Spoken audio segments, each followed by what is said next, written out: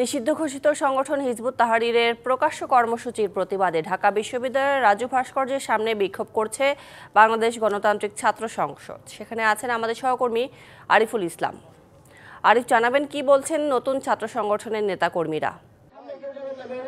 সুরভি, কিছুক্ষণের মধ্যেই তাদের যে বিক্ষোভ কর্মসূচি বা বিক্ষোভ মিছিল সেটা কিন্তু রাজু ভাস্কর্যের সামনে থেকে বের হবে কিছুক্ষণের মধ্যে, এবং কি এখানে নেতৃবৃন্দরা তারা কিন্তু অপেক্ষা করছেন। বিশেষ করে বাংলাদেশ গণতান্ত্রিক ছাত্র সংসদের পক্ষ থেকে এই নিষিদ্ধ ঘোষিত যে সংগঠন হিজবুত তাহরির প্রকাশ্যে কর্মসূচির মাধ্যমে অস্থিতিশীল করে তোলার যে চেষ্টা এবং কি তাদের কার্যক্রম ঠেকাতে আইন শৃঙ্খলা বাহিনী বা রক্ষাকারী বাহিনীর যে ব্যর্থতার প্রতিবাদ, সেই প্রতিবাদেই কিন্তু তারা বিক্ষোভ মিছিলটি তারা আজকে পরিচালনা করবেন।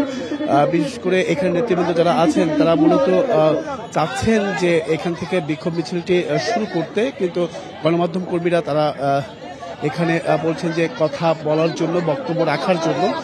এখন বিষয়টা হচ্ছে তারা যদি আমি এখান থেকে যেতে চাই যে আজকে তাদের যে কর্মসূচি সেই কর্মসূচির বিষয়ে একটু জানতে চাই। একটু বলেন আজকে কর্মসূচির বিষয়টা। আমরা একটু অপেক্ষা করতে হবে, কারণ যে এখানে তারা কিছুক্ষণের মধ্যেই বক্তব্যটা দেওয়া শুরু করবেন। মূলত যে বিক্ষোভ মিছিলটি তারা যে পরিচালনা করবেন সে বিষয়ে কিন্তু কথা বলছে নেতৃবৃন্দ। আমরা সরাসরি যাব তার কাছ থেকে, শুনবো তার কাছ থেকে।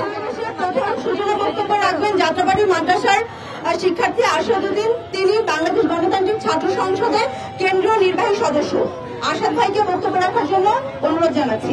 একনল হ্যান্ড ওয়াশ 100% প্যারাবেন ফ্রি, তাই নিরাপদ হাতের জন্য আস্থা রাখুন একনলে। উনি এখানে বক্তব্য রাখার কথা বলছেন।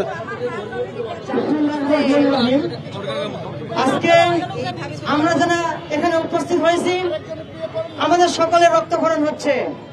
আমরা দেখেছি 24-এর গণঅভ্যুত্থানের পরে বাংলাদেশের স্বাধীনতাকে ক্ষুণ্ণ করার জন্য বিভিন্নভাবে, বিভিন্ন রূপে আওয়ামী সরকার, আওয়ামী দোসররা বিভিন্নভাবে তারা ষড়যন্ত্র করতেছে। আজকে আমরা দেখেছি বাইতুল মোকাররম পবিত্র মসজিদ, সেই পবিত্র মসজিদে হিজবুত তাহরির যারা নিজেদেরকে খেলাফতের দাবি করে, আসলে তারা হিজবুত তাহরির নয়, তারা হচ্ছে হিজবুত শয়তান। আমরা আজকে ঘোষণা করতেছি হিজবুত তাহরিরকে হিজবুত শয়তান হিসেবে।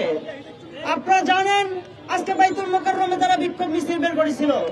আমরা প্রশাসনকে এর জন্য দায়ী করব। প্রশাসন এই বিষয়গুলো অবগত হওয়ার পরেও তারা কিভাবে সাহস পায় বাইতুল মোকাররমে বিক্ষোভ মিছিল করার মতো। আজকে আমরা দেখতেছি প্রশাসনের মধ্যেও বিভিন্নভাবে চক্রান্ত চলতেছে। আজকে কয়েকদিন ধরেই হিজবুত তাহরিরের বিভিন্ন পোস্টারে আমরা রাস্তায় দেখতেছি, কিন্তু তারা পূর্বে জানা সত্ত্বেও কেন এই প্রোগ্রামটাকে তারা বানচাল করতে পারলো না? আমরা দেখেছি কি সেই বাইতুল মোকাররমে যখন মিছিল বের হয়, তারা শুধুমাত্র আপনার যাদেরকে গ্রেফতার করা দরকার তাদেরকে গ্রেফতার না করে তারা একটা রিস্কাওয়ালাকে গ্রেফতার করলো। আপনারা কি বুঝাতে চাচ্ছেন? প্রশাসনের থেকে বাংলাদেশের যুবকদের রক্তের বিনিময়ে যে স্বাধীনতা অর্জন হয়েছে, সেই স্বাধীনতার বিরুদ্ধে আপনারা অবস্থান নিতে চান। আজকে আমরা বলি হিজবুত তাহরির নিষিদ্ধ জঙ্গি সংগঠন। হিজবুত তাহরিরের স্থান বাংলাদেশে হবে না। আমি মুসলিম হিসেবে খেলাফতে বিশ্বাসী, তবে হিজবুত তাহরিরের খেলাফতে বিশ্বাসী নয়।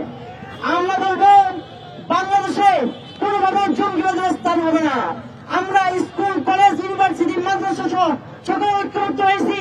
বাংলাদেশ গণতান্ত্রিক ছাত্র সংসদ আমরা ঐক্যবদ্ধ। স্বাধীনতার পরে আমরা একে অপরের হাতে হাত রেখেছি বাংলাদেশের মানুষকে একটি সুন্দর সুশৃঙ্খল রাষ্ট্র গঠনের জন্য। আমি সারা দেশের সমস্ত শিক্ষার্থীদের বলবো, বাংলাদেশ গণতান্ত্রিক ছাত্র সংসদ আপনারা আসুন। এই ছাত্র সংসদ বাংলাদেশের স্বাধীনতা অক্ষুণ্ণ রাখার একটা সংগঠন।